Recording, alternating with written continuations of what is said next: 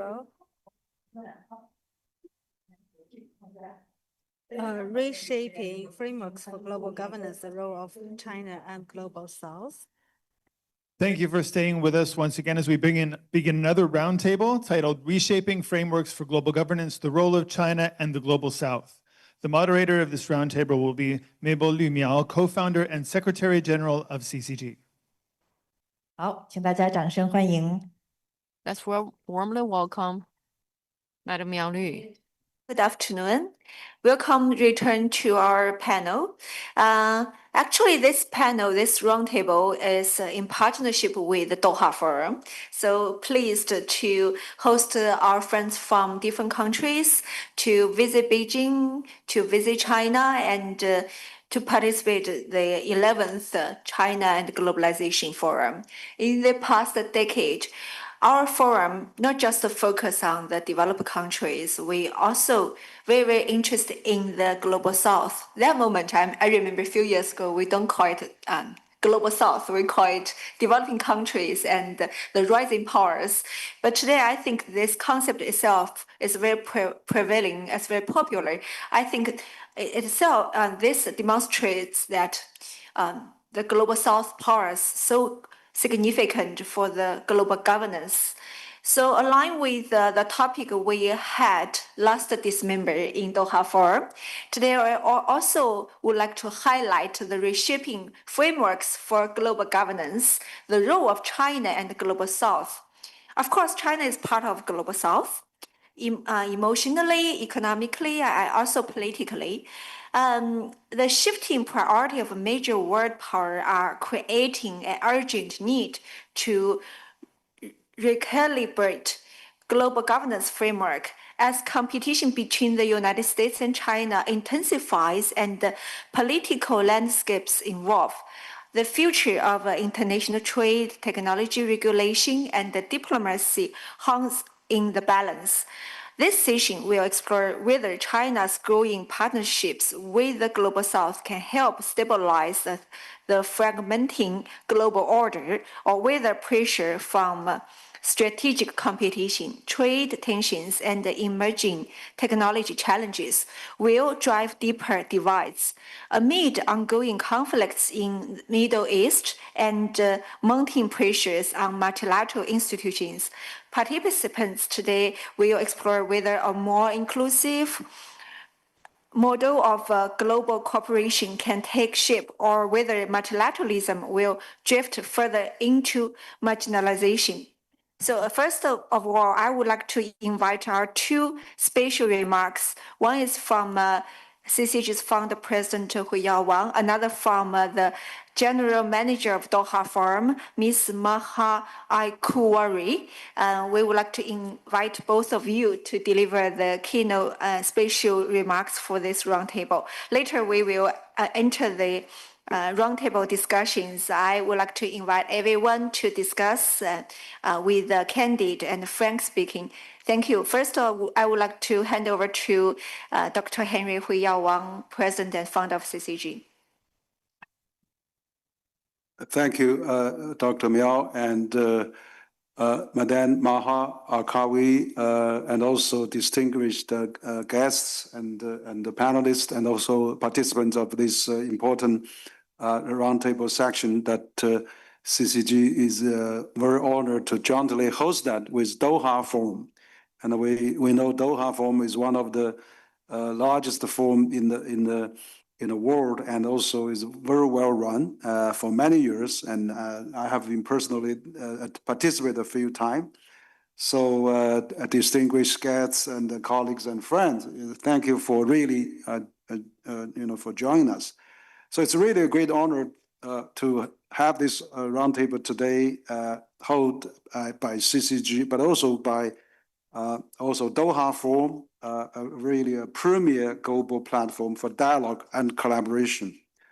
Let me first briefly introduce the Doha Forum.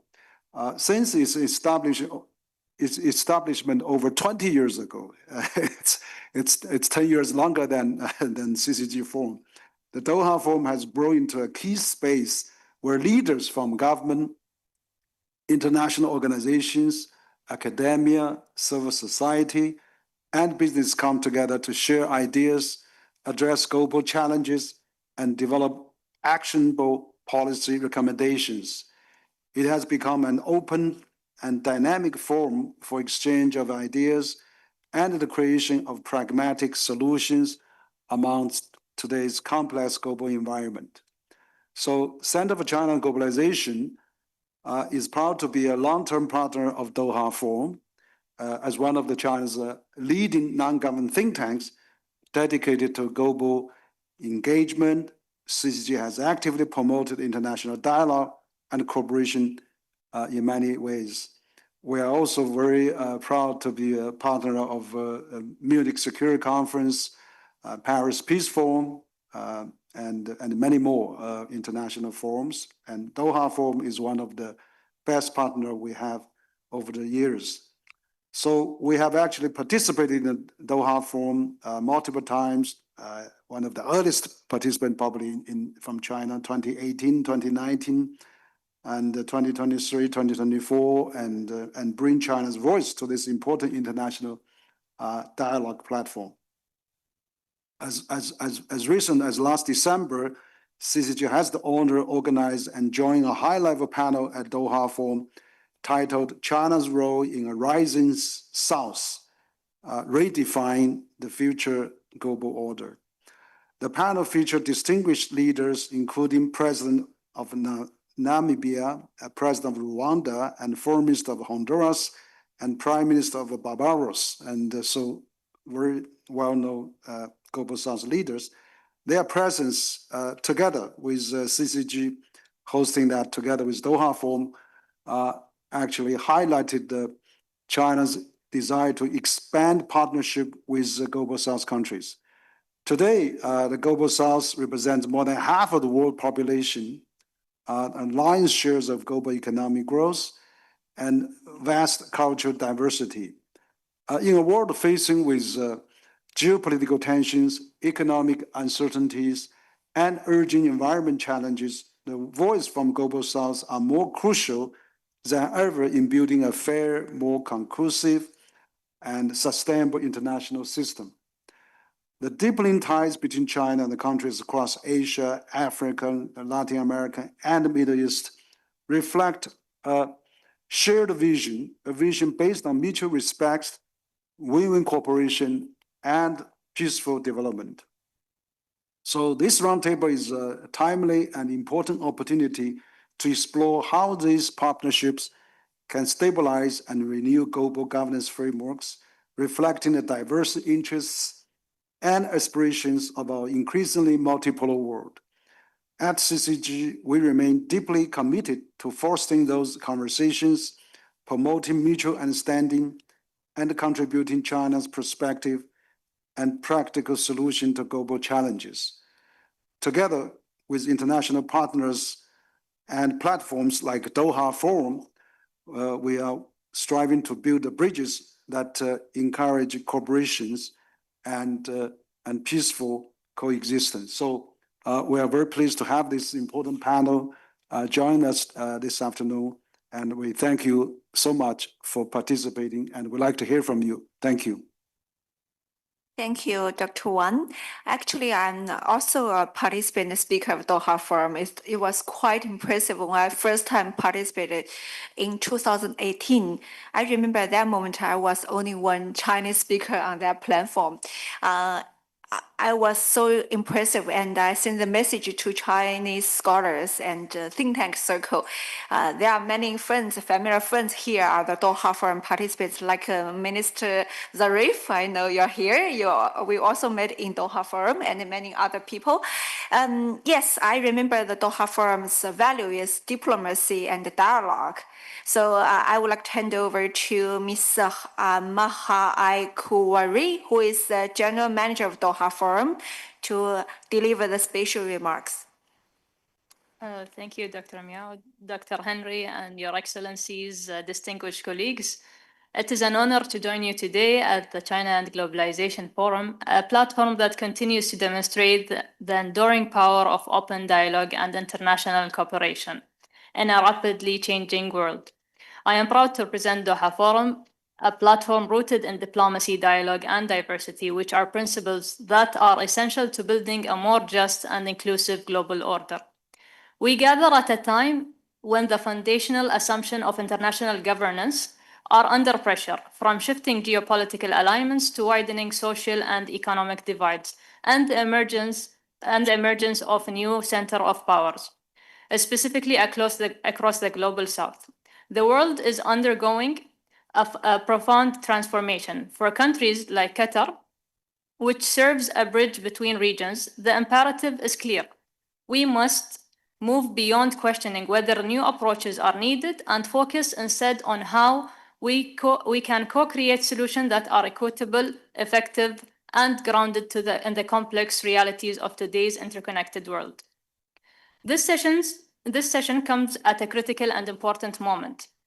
China's role as a conveyor, investor, and development partner across Africa, Latin America, Asia, and the Middle East has opened a new avenues of South-South cooperation.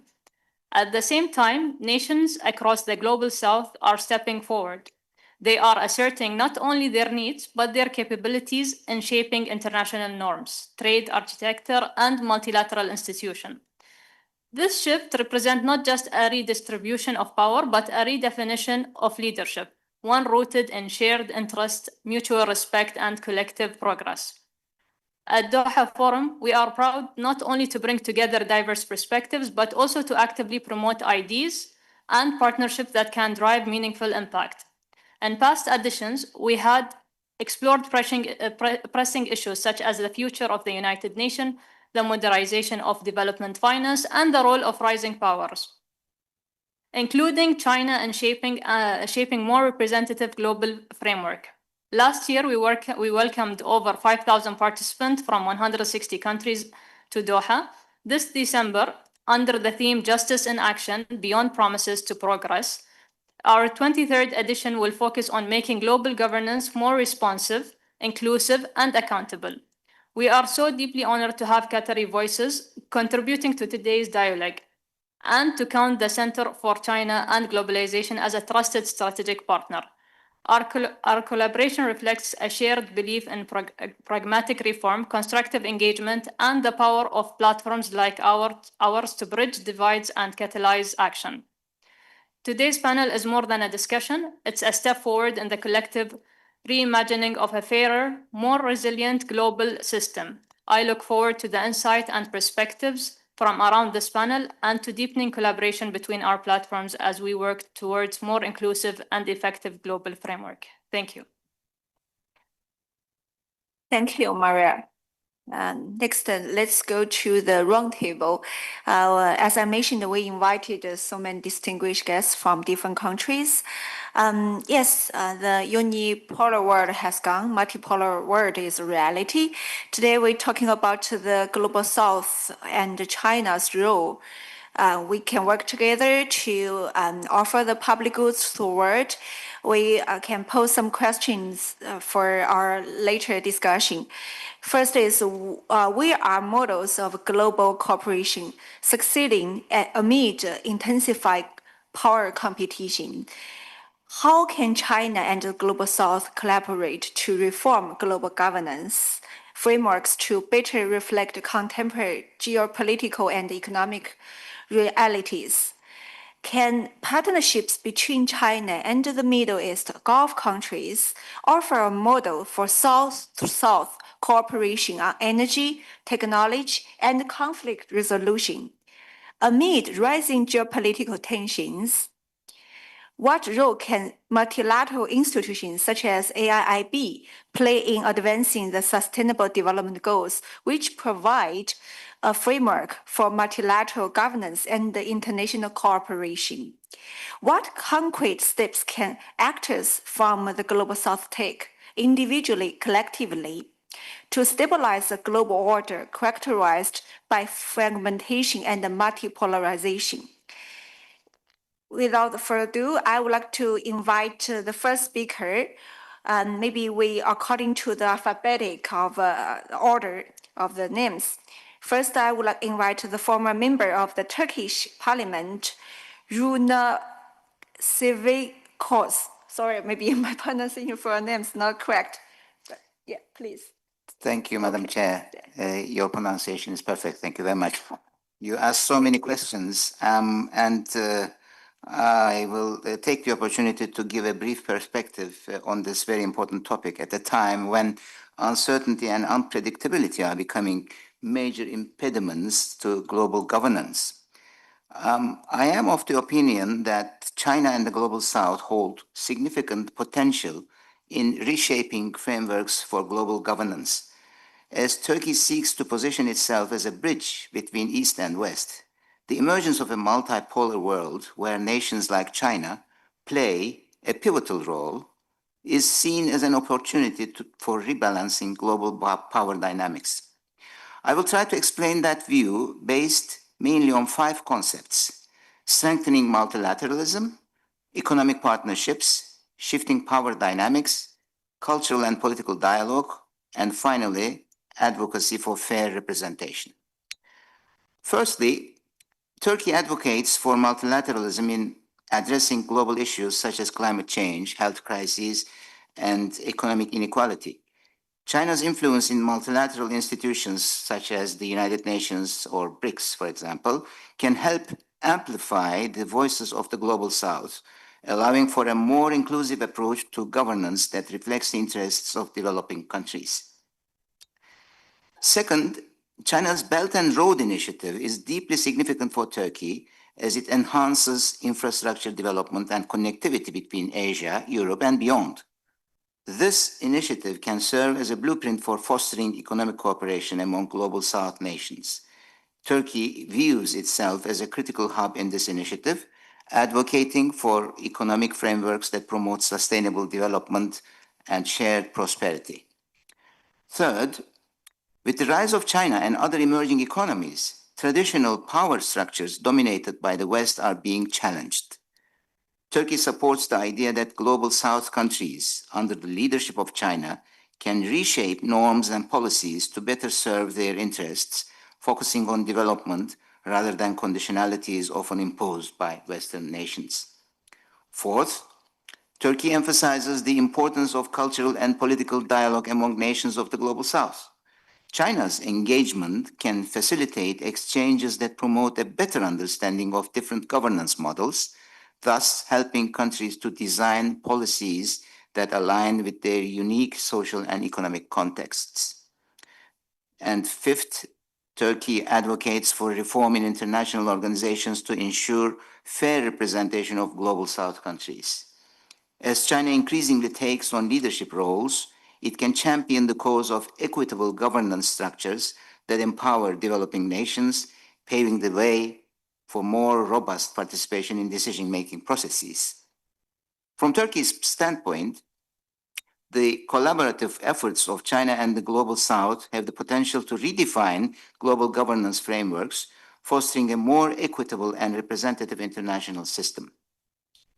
This perspective also aligns with Turkey's own aspirations for a more balanced global order that prioritizes development, cooperation, and mutual respect among nations. I would also like to mention a visionary view which has been frequently referred to in the morning panels, which is regionalism.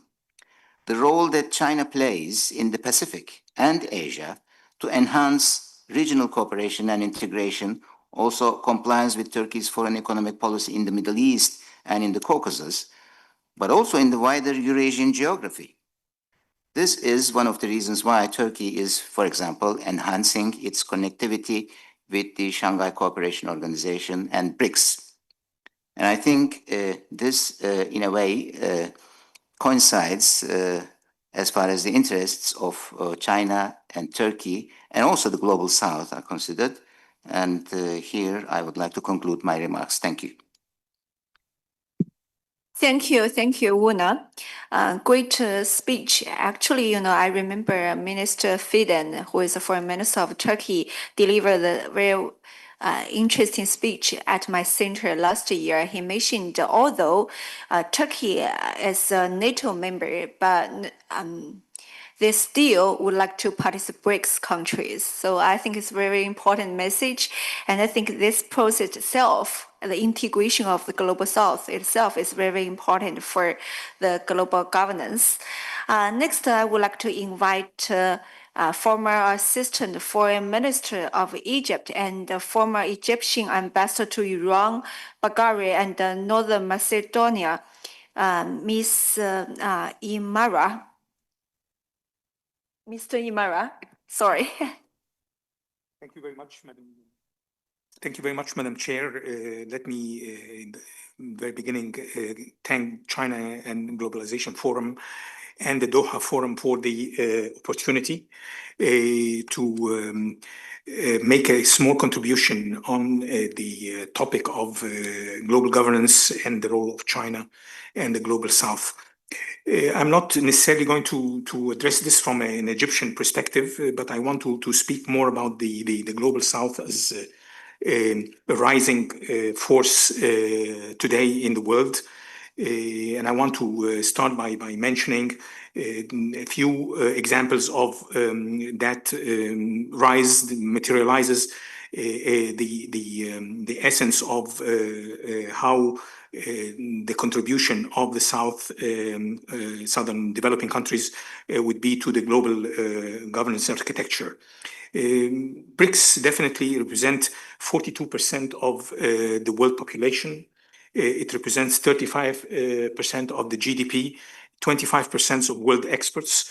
Very important African, Middle Eastern countries are part of BRICS. We are very happy to see the expansion of this group and the interest expressed by other global players in joining that particular group of countries that is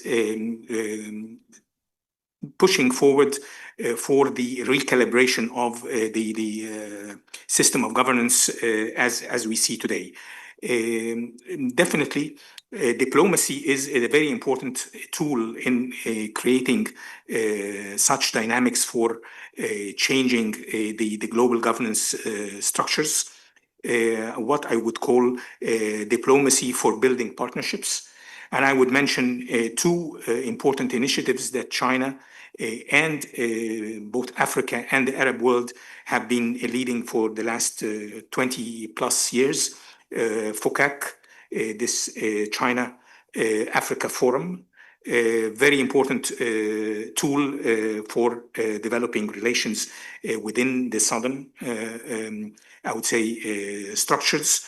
It have created more than a $280 billion of trade within the African continent and China.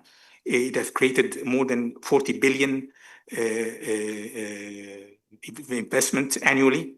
These are huge numbers for the African continent. And then they have made I would say, a very important contribution in building most needed infrastructure in the continent, but also in connectivity among the African countries themselves, in launching the free trade arrangements within the African Union in the last few years. These are also very important, I would say, tools in advancing global South relations. The same goes for the cooperation between China and the Arab world, the China-Arab partnership, where more than 400 billion of trading is taking place, where also a big amount of the energy needed for China development is coming. I think these are examples of how practically the Global South is active and reshaping the order that exists and that is dominated by, I would say, Western-led societies, as we have been listening since the morning up till now. Now, an element that is important in the recalibration of the system is something that we have touched upon in the morning, which is soft power, as defined by politics, culture, diplomacy, rather than wars and crises and more wars and more military spending and security spending. These are two different models where I think the Global South have clearly made a clear choice of what to follow and what model to follow. While I think the most of the countries in the regions that I talked about, both in Africa and the Middle East, have suffered from multiple crises and multiple civil wars, we see that today through the different forums that I've just mentioned, that another development opportunity is availed to countries in the Global South. And this in itself is a very important choice where today we see countries are embracing more and more this, I would say, model for development for the future. I would think, that China definitely would have to step up its efforts, both politically and culturally, to deepen these trends within the Global South, to offer a development model that can be, I would say, tailor-made for the different economies in the Global South, and also would provide the necessary tools for communication, among civilizations, but also among think tanks, among academia, to be able to anchor these changes that is definitely fueling the developments that I mentioned in both Africa and the Middle East. Thank you very much. Thank you. Thank you very much. Yes, China right now is engaging with many Global South countries. I remember just last week, China just concluded Latin America and China cooperation conference. As you mentioned, Arabian and the FOCAC with the African countries, we had a lot of those economic cooperation and economic platforms. Through those platforms, I think it's also a good path to offer the public goods for the world, especially for the global governance when the big powers competition tensions right now serious. Once again, thank you. Next, I would like to invite Dr. Lu Ruquan, who is the president of China National Petroleum Corp Economics and Technology Research Institute. Dr. Lu, please. Thank you, Dr. Miao. And I'm from CNPC, China National Petroleum Corporation, one of the largest energy companies in the world. And I will touch the international energy governance among China, Global South, and developed countries. And I will have three observations. First, in the energy sector, global governance mainly refers to the relations between energy producing, consuming, and transit countries, where multinational corporations can link these three. Therefore, producing countries, consuming countries, transit countries, and multinational corporations are the four players or actors in global energy governance system. Over the past half century, the international organization of producing countries have been represented by OPEC, behind which are the producing countries of Global South, such as Middle East, Africa, Latin America, and Asia Pacific. And the International Organization of Consumer Countries is represented by IEA, behind which are the developed countries like OECD, in Europe and the United States and Japan, etc. The transit countries refers to the countries in the middle, such as Ukraine and Turkey. And the multinational corporations refers to the oil giants in Europe and the United States, and also like CNPC, my company, and also Sinopec, Saudi Aramco, Petrobras, Petronas, etc. Of course, in the period of climate change and energy transition, some new international organizations such as ARENA and the OGCI. OGCI means Oil and Gas Climate Initiative, which is initiated by top 15 international energy companies, including CNPC. and they are playing an increasingly important role in promoting energy transition. Secondly, the impact of geopolitical conflicts on global energy governance system is fatal. In the past few decades, oil and gas exporters such as Russia and importers such as Europe have formed a relatively stable framework for international energy governance through transit countries such as Ukraine and Turkey. We used to think that these contemporary relations of resources and market was unbreakable and resilient.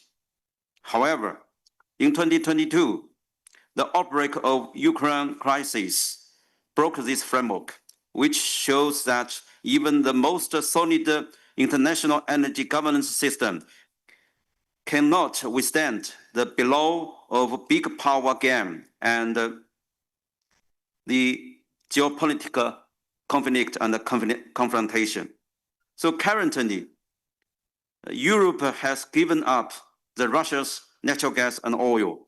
And right now, 60% of Europe's natural gas and LNG imports come from the United States.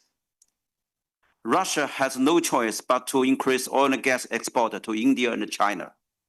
Ukraine's former status as a best transit country is no longer the case, and the European and American multinational corporations left Russia at the very beginning of the war. Thirdly, in the context of US energy independence and Trump's return to fossil energy, and withdrawal from the Paris Climate Agreement again in the 2.0 period, China, as the world's largest oil and natural gas import market and the world's largest new energy producing capability, will form a new type of international energy governance relationship with the Global South and the EU, respectively. On the one hand, China currently imports 550 million tons of oil and 180 billion cubic meters of natural gas annually, firmly ranking as the world's largest oil and natural gas import market. Meanwhile, Middle Eastern oil exporters represented by the Gulf states, Africa importers represented by Angola and Nigeria, Latin America exporters represented by Brazil and Venezuela, and Central Asia exporters represented by Kazakhstan and Turkmenistan, etc. All of them regard China as the largest importer and consumption market, which will strengthen China's energy governance relationship with above-mentioned countries in the Global South. On the other hand, China currently accounts for about half of the world's production capacity in new energy sectors, such as PV panels, energy storage batteries, wind power equipment, and EVs. And as China and the EU have become the world's leading forces in continuing to promote the energy transition and climate change, it is believed that these two sides will deepen their cooperation in the area of new energy governance. In addition, if the US and China reach a new tariffs and trade agreement after 90 days, it means that China will import large quantities of US oil and gas to ease the US trade deficit with China, in which case the energy governance pattern between US and China will also change. That's all. Thank you. Thank you, President Lu. Yes, President Lu, from the industry, the CNPC itself is an energy giant. You had a rich experience to cooperate with many Global South countries. From the industrial field, you offer a very, very important topic and important speech. And Mr. Lewis himself is a well-known scholar in energy and the think tanks as well in China. Next, we would like to invite another speaker who is a non-resident fellow at the Middle East Council on Global Affairs, who is Rashid Mohannadi, please. Thank you. So this is the third time I speak today, so I hope you don't get bored of my talking points. First of all, I'd like to thank both the CCG and Doha Forum for, arranging this workshop. It's, very, honoring to be speaking with with these distinguished guests, and especially with three voices from Qatar. So I've already spoken about Colombia's decision to join the new development bank and how that reflects a broader trend of countries shifting away from Western-led organizations. And during this month, again, I mentioned that the GCC and ASEAN have a summit. I won't repeat those points, but it's important to show that the traditional institutions we've built after World War II, whether the UN, the WTO, and the Bretton Woods system, have been a source of stability and delivering global goods, protecting global commons, and pushing forward development and modernization. But today, they are failing in addressing our key challenges of poverty, conflict, and development. Meanwhile, we look at regional organizations like the GCC resolving its most daunting internal issue. 2017, we had the Qatar blockade. It was, resolved through mostly internal inter-Gulf dialogue. ASEAN managing major issues in the Southeast Asia region, mainly the crisis in Myanmar. The EU moving towards more defense independence. So these are not experiments, they're functioning mechanisms. So the future of cooperation is regional. Now, to answer one of the questions of today's panel is China's role with the Global South. We should be clear, China is not trying to be another United States. That's a good thing. What China has been doing instead is enabling regional actors to take lead. It brokered the return of Saudi-Iranian diplomatic relations. Quite recently, it provided LNG carriers to Qatar. Qatar is moving to increase its production of LNG from 77 million tons to 140 million tons, doubling its production, much of it going to China, which will empower China's energy transition. China has been offering tech, capital, mediation, not ideology. Regarding developmental frameworks, we're still being asked to chase outdated global targets. Let us be honest, sustainable development goals are obsolete. The SDGs are well-intentioned, but they're misaligned. They do not match the developmental priorities of the Global South. I am from the Global South, I can tell you that. And often they block progress in the name of climate benchmarks designed by countries that have been polluting for centuries. Quite recently, I was honored to visit the country of Guyana in Latin America. They have discovered a lot of natural gas and oil deposits, and now they are being lectured on environmental sustainability rather than pursuing their economic interests. So we should be talking about environmental justice. What should be done? So I've listed a few recommendations. For China, China is a big source of development for the Global South, but most of it has been very transactional. I think the investment in people, not just projects, is paramount, even though sometimes the recipient countries would not ask for it. Localization of partnerships through localizing the supply chain, relying on local contractors, and the support, more support to regional organizations. As for the Global South, what we need to do is we need to redefine our developmental goals aligned with the aspirations of the people and with the national interest of the states of the Global South. And most importantly, diversifying our relationship with the different global powers. One of the framing questions I received while preparing for this panel was, what concrete steps can actors from the Global South take individually or collectively to stabilize a global order? Individually, the states of the Global South can do nothing, but collectively, they can do many things. Like I said in my last two presentations, the state of the Global South need to develop regional architectures for their economic, security, and societal needs. In the study of power in politics, there are three sources of power. Inherent power, like what the US and China has, through their own power. Derivative power, through the small states' relationship with greater powers. And collective power.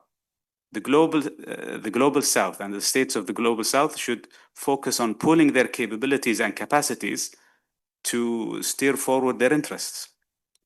To conclude, our entities, think tanks, research institutes, research centers, these entities shaping and supporting our respective nations' policies, we need to intensify our engagement for better understanding of each other's challenges and interests, and to steer our policies towards more stability and development in our regions. Thank you and xie xie. Thank you. I think it's very impressive speech. As you know, I believe the think tanks and the civil society should get more integrated among the global South countries themselves. Like last session, we mentioned about U.S.-China narrative. Actually, I think the U.S.-China narrative should be shaped by the third parties as well.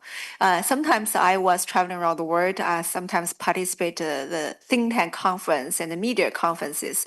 Usually the agenda setting or topic setting like this, U.S.-China race for primacy.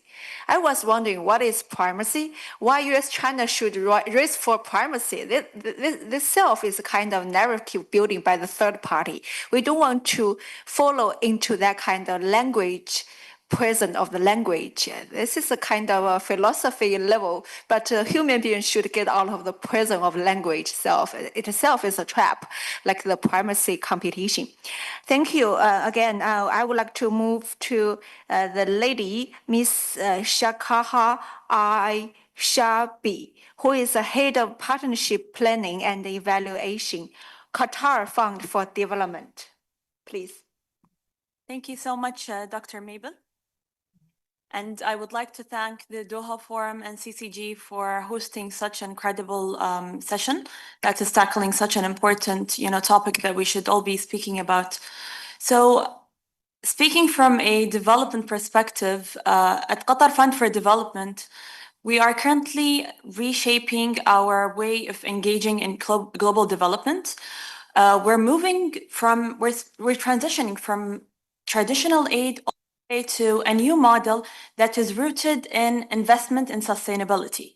This means that we are using blended finance, catalytic capital to deliver impactful solutions for countries that are, of course, of the global South, but also beyond countries that are from the global South.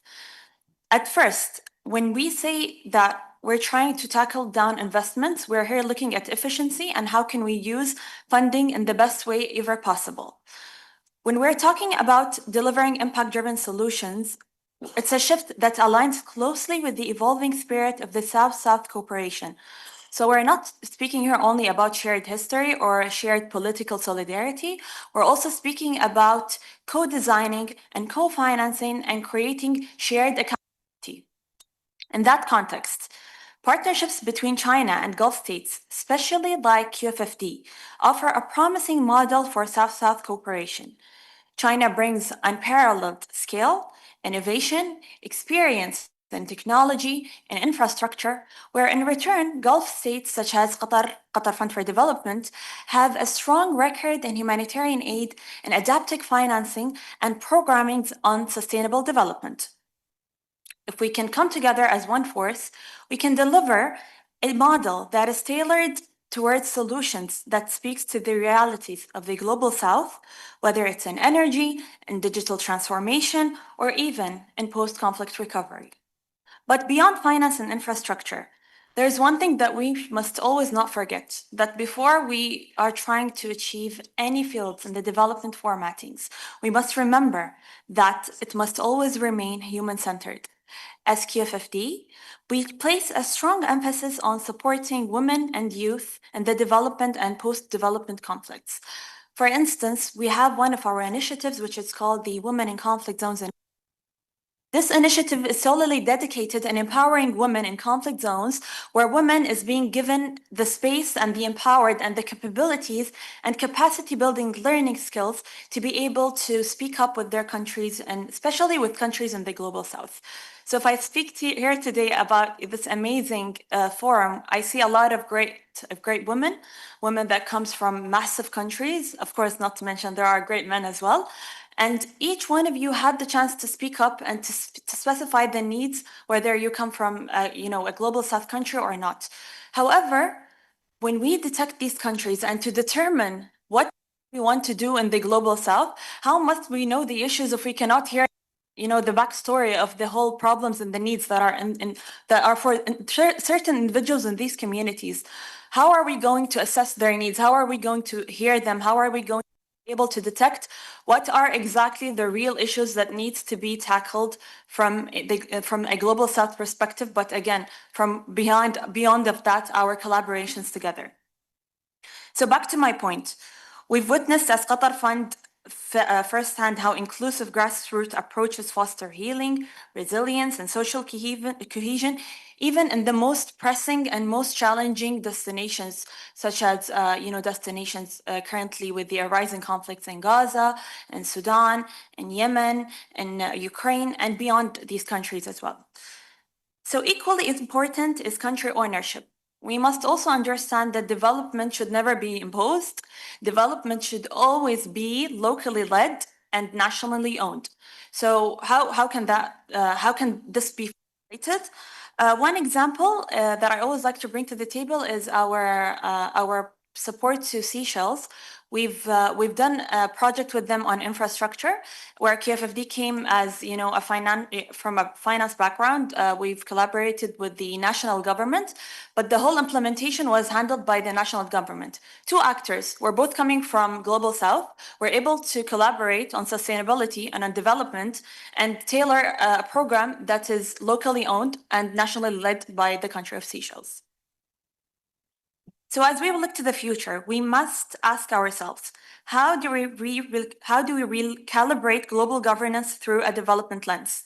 Well, I believe the answer here relies on coalitions. Coalitions should always have a purpose. That purpose should always be rooted across the rising issues of the global south. When we speak about the issues of the global south, we must also consider inclusivity. We must also consider diversity. We must also make sure that the basic resources in these countries are applicable to the people within that community, for them to be able to cooperate and to be a part of it. But by pooling our financing, institutionals, and technical resources, we can create more than just locally grounded and responsive local ecosystems. In closing, I see that there is a potential in the Gulf-China relationship as a model for the next generation development cooperation. With joint investments, shared learnings, and a mutual commitment to our outcomes, we can strengthen the agriculture for South-South cooperation. But last but not least, we must remember that whatever ideas that we have that will hopefully come into actions does not only lie on projects that we must implement, but on systems that we need to actually create for us to better create resiliency and opportunities for people who are not privileged, I would say. Thank you.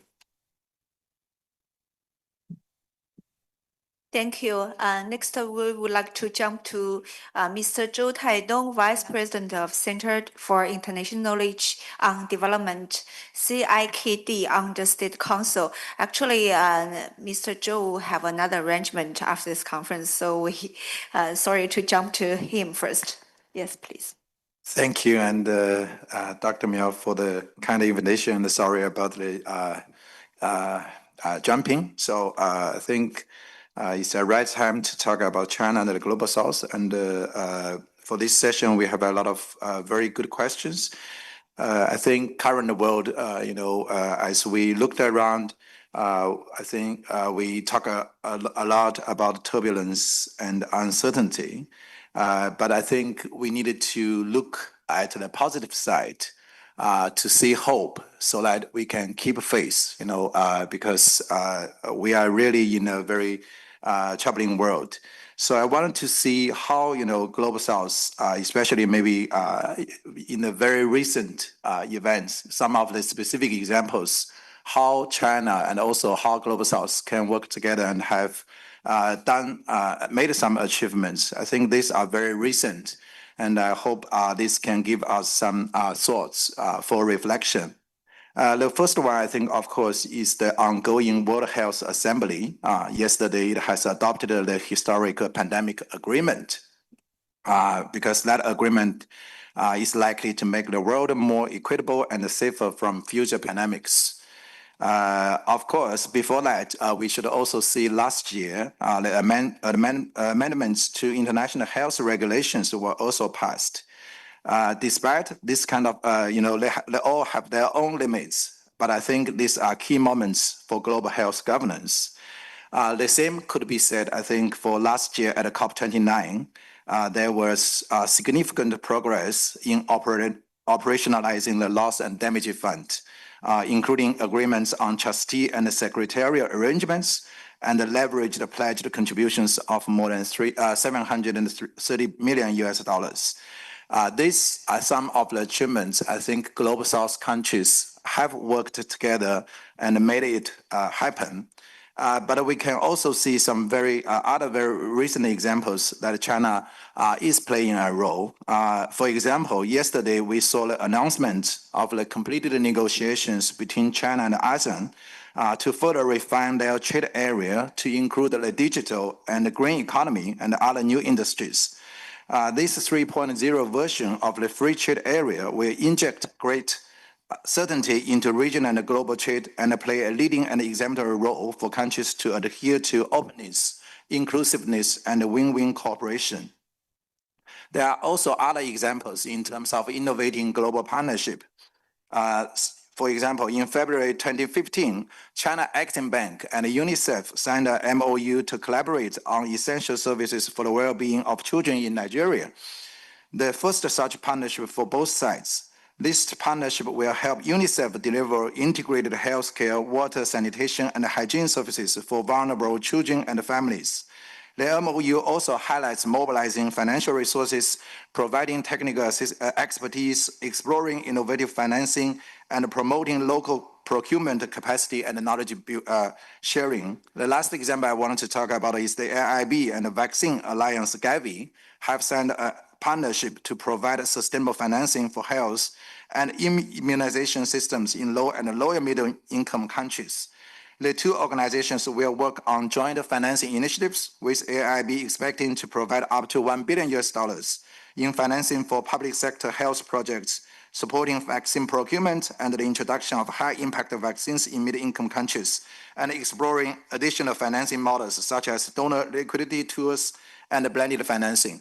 I think these examples told us, despite what we see backlash or anti-globalization in other parts of the world, the Global South can really work together and can to make real change happens.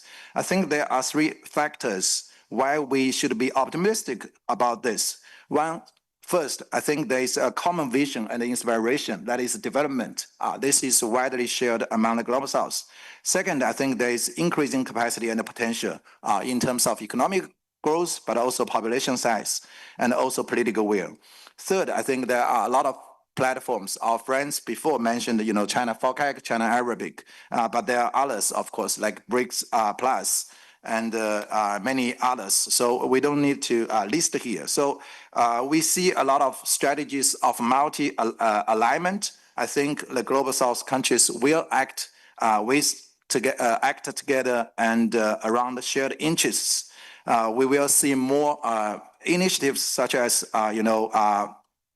the sort of new trade routes, setting trade in local currencies, building cross-border payment platforms, and establishing new initiatives and diversifying partnerships and initiatives. So we should look at the bright side and see the hope, and then working more innovatively and in a more doable way. I think that's what I wanted to share today. Thank you. Thank you, Mr. Zhou, the voice from China. Next, we would like to listen to the voice from India. I would like to invite Mr. Tobby, who is the president of the Synergia Foundation from India. Good afternoon, Your Excellencies, distinguished panelists, and friends. I want to thank the chair, Dr. WANG Huiyao, Dr. Mabel, CCG, and the Doha Forum for giving me this opportunity. I was fortunate to contribute to one of the books published by CCG recently on the same subject, and I saw that the book is available in the book section in front. Reshaping frameworks for global governance often involves strengthening international cooperation and adapting institutions to current and future challenges. I wouldn't want to speak much about what has been spoken about the Global South because we had some fantastic speakers, but I'll try to provide some context. And the first context for me is the need to avoid global and regional conflicts. Improving threshold for growth as an aspirational vector, reducing inequities in our societies, and these are, I feel, quintessential elements for reshaping global governance. May I infer the recent conflict between two neighbors in South Asia? If the conflict had continued as the way it is in other parts now, because once you start a conflict, you don't know when it will end, it would have engulfed the whole of South Asia, putting the average citizenry in great economic difficulty and taking the entire region back by a decade or more. I was amused to find that the narrative of war has now metamorphed as to which military has the best hardware. And often these countries don't have their own weapons, they are all imported. So this becomes a theater to demonstrate the superiority of kinetics, often supplied by external vendors. So it's some sort of an arms game now. In the allotted time, let me speak about the following. One is the levers of global governance. Second, the challenges. Third, China's role as I see it, which I wrote in that book. China's strength, and a word on AI and techno-governance, which was spoken this morning. First, global governance requires absolute commitment to international cooperation and the active engagement of global institutions. Whether this can be actually brought out is something that we all have to work together. It's not between countries alone, it is between organizations, NGOs, civic societies. So the need to build communication across different layers of societies is so important. The Pact for Future is an example of the initiative to revitalize multilateralism and to strengthen global cooperation. Promoting inclusive governance and addressing unrepresented voices. This is the challenge of every single nation who wants to reshape this. Global governance should prioritize diversity and inclusion, ensuring that unrepresented voices are heard in decision-making process. If we don't do it, what happens? Fringes come to represent the main societies. And that, as you see in different parts of the world, has got consequences and bears collateral damages. Third, I would like to speak about leveraging technology, which is now not an option. The gap between the haves and the have-nots are now going to be more defined by the play that you have on technologies. Obviously, technological advances can enhance global governance by improving communication and data sharing. Let me now come to the issue of challenges. The first challenge I see is institutional complexity. Global in governance involves a complex web of institutions, treaties, and organizations. Geopolitical tensions, which we have spoken, changing global power dynamics, which we have spoken much, the need for transformative changes. And now I come to the role of China with a caveat. As China seeks to endorse multipolarity and in a contested world, mitigate what it regards as US orchestrated confinement, and set the stage regionally for an extended sphere of Chinese influence. Nevertheless, it's incumbent on Beijing to navigate this path in a way that would bolster China's global persona as a reliable and ethical frontrunner, while concurrently diminishing the perspective of China as a challenge to the neighboring countries in Asia. This was often spoken in the morning by an eminent speaker on soft, hybrid, and middle power. So I think China has the biggest role has a big role to play in this, reshaping it, but it has to do it with a little bit of a soft handle. What I see as China's strength is its deep supply network. I mean, most countries in the region and around the world are extremely dependent on China. China's now contribution to global organizations like WHO, proactive actions on climate mitigation, and emerging leader. And China is now one of the emerging leaders in green finance, rising awareness on issues of sustainable development and the role of emerging tech like AI and quantum. And let me conclude with a little bit on AI. As AI booms in the world's most populous country, it holds enormous promise by virtue of its population strength, because no other country can generate such volume of data that can be fed into a machine for discerning patterns. AI is about that. According to McKinsey's Global Institute, AI-driven automation can add more than a full percentage point to China's annual GDP growth. AI is an open science, unlike drug development or computer hardware. The open science nature of AI is important for latecomers looking to catch up with frontrunners, because it allows them to close the gap in the shortest possible time. Finally, I will just close with techno governance, which is spoken in the morning. As we go forward, you would see global governance is going to be shaped, as one of the speakers spoken in the morning, that by the technological strengths that companies, individuals, nations, NGOs might have. And let me give an example, not the best one, but of Pegasus, which we saw, and how it was able to reshape a lot of narratives in the Middle East for good reasons and bad reasons. And today you are seeing somebody like Elon Musk, who is able to probably have a part of the power of a huge military complex that a country would even dream to have. So I just want to say that China has a role because it has invested so much in deep technologies, and these technologies can be a great help and a benefit to countries that are emerging and growing. Thank you very much. Thank you. Wonderful. Yes, you also highlight the importance of the civil societies and think tanks, NGOs' role for the narrative building and the solidarity of Global South. I totally agree with what you said. And next, we would like to invite Mr. Shou Huishen, non-resident senior fellow of the Center for China and Globalization, also the director of the Center for Turkey Studies, Beijing Language and Culture University. Professor Shou. Thank you so much for being here. I would like to talk about this issue from mainly from a U.S.-China relationship perspective to emphasize how important the Global South is.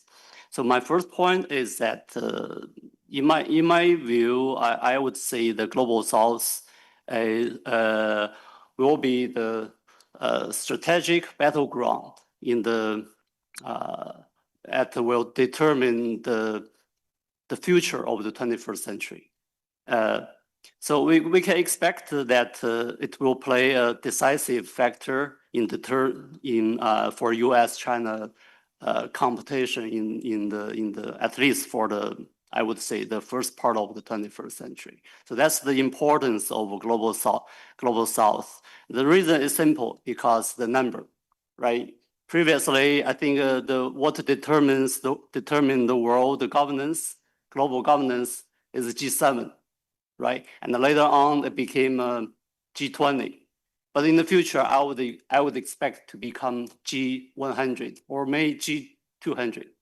And that is the fact that more countries are growing and will become equal to everyone else. And then you cannot be determined by a few number of countries, certainly not for one country, by one country. So that's why we have to emphasize the importance of it. The second point is that I don't have to emphasize too much about the China's achievement in winning this battleground in the past decades. All the data I think everybody is familiar with. But one thing I think is interesting is that Trump's the second term, I mean, in the past few months, particularly the tariff war, actually significantly helping China win this battleground. As you see that right now, China's approach to deal with it, I think it's very satisfactory and not rigid as not timid, and I mean totally different from 8 years ago. And it really gives a good example for the rest of the world. So you can see that many other countries, no matter European countries or the global South, they all follow the same way to deal with the U.S. Trump's trade war.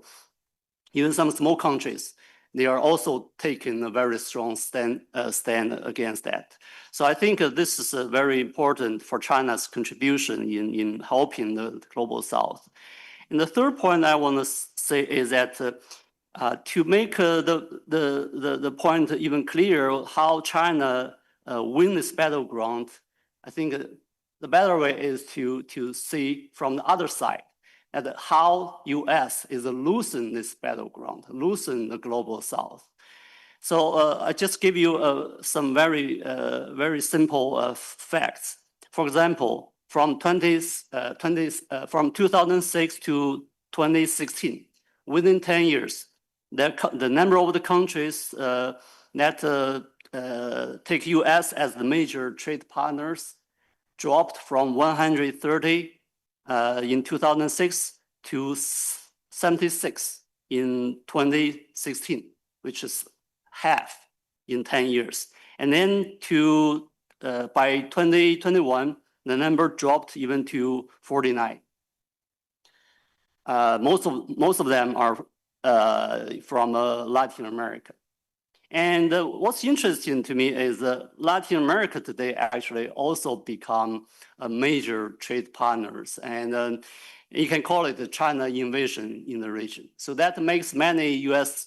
Think tanks getting really worried, and they call it the U.S. Strategic bankruptcy, because this is his backyard, right, historically, and now U.S. is losing that ground as well.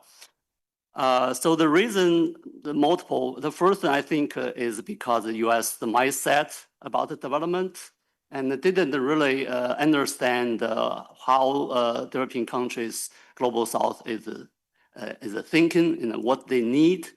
And the second reason I think even more importantly is because America is more trapped by so-called strategic anxiety. It is so focused on great country competition, focused on security, and believe this zero-sum game. And this will become more important, more clear if you compare U.S. with the European countries, because those European countries actually have changed quite a lot in terms of embracing multilateralism, and along with the global South. So the whole world, in sum, are moving forward and trying to maintain global order and to make the world better. But the U.S. actually is taking a very different way and approach. So I think this is to me, it's quite a striking. But actually, it's also easy to explain. I think the reason is because U.S.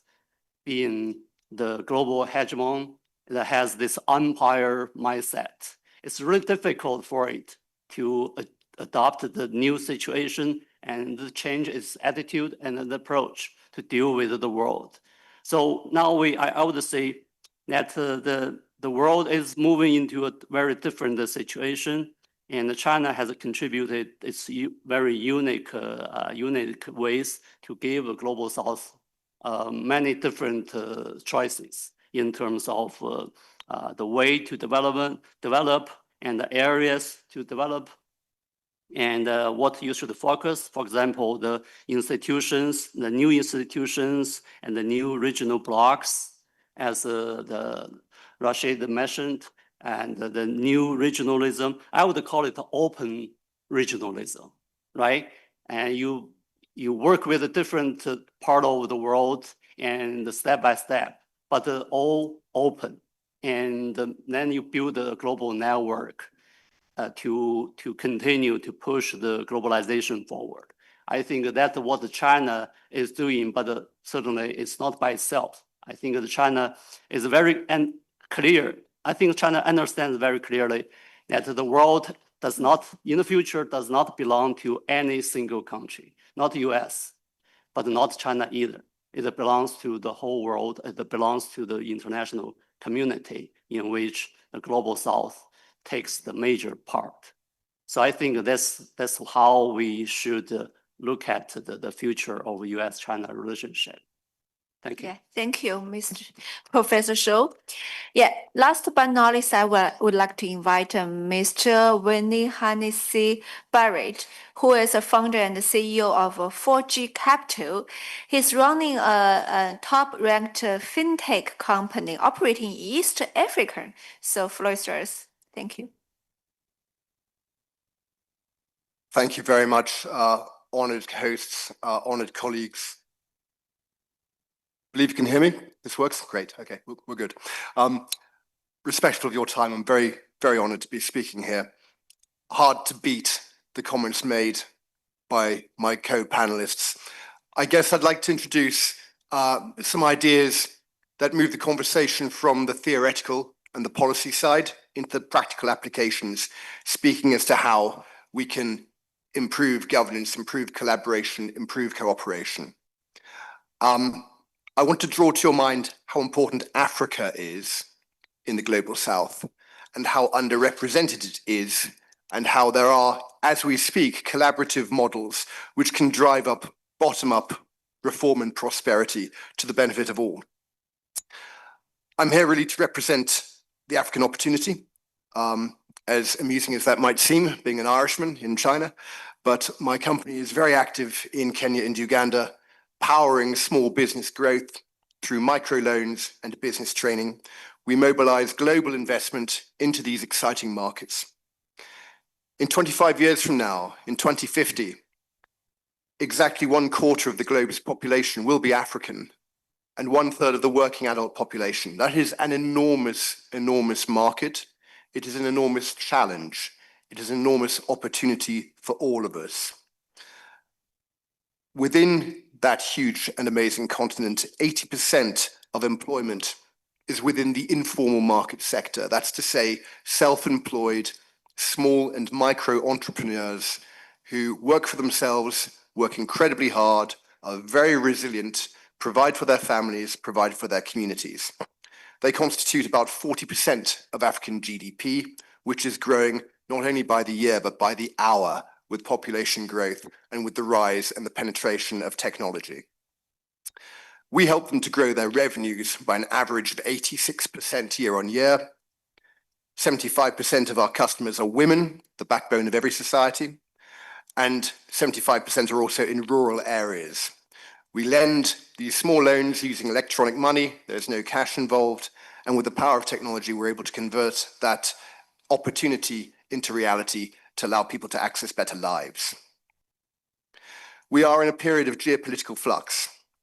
The post-Cold War era is now well and truly gone. My friends and colleagues have spoken eloquently of how the United States is readjusting its priorities and its worldview. And this is creating a period of discomfort and of change, of dispute, in some cases denial of the new reality. But the fact is that we need new solutions for today's problems. Within the Northern Hemisphere, or the West, if you like, the new reality is that the high-tax, high-spend neoliberal model has not delivered. Western economies are now struggling greatly with over-indebtedness, with restricted productivity, and at the same time, we've seen in recent years how overdependence on external supply chains creates concerns and risks and vulnerabilities. Within these Western economies, uncontrolled immigration risks destabilizing societies, and more importantly, to my mind, that mass immigration robs developing countries of the human capital and of the talent that they need to drive their societies forward and to drive prosperity on an equitable basis, rather than just providing a cheap labor force for other people. This is all translating into increased social, political, trade, and security risks, which affect us all. And so how do we thread this needle? Where do interests align? Where can wealth be created at scale? And how can the vast, untapped, and growing opportunity of this huge part of the global economy that really is not being taken seriously enough be reached? Well, there is no particular silver bullet, but there are tools which work, and investing in the global micro and SME sector is very much one of them. When I talk about these small traders, it's very easy to think in conventional development mindset. I'm actually referring to a $10 trillion global market opportunity. And the critical importance of these businesses,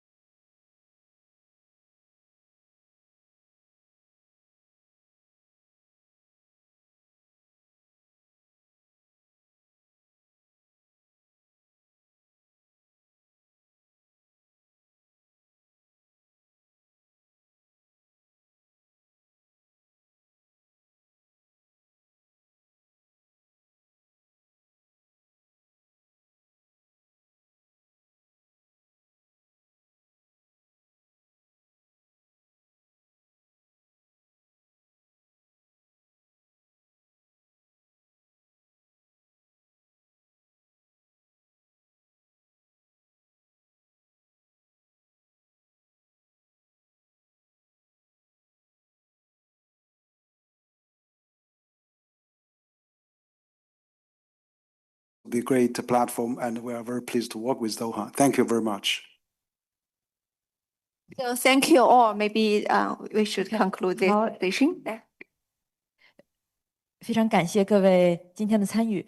Thank you very much for your participation. Now let's take a 5 minutes break. After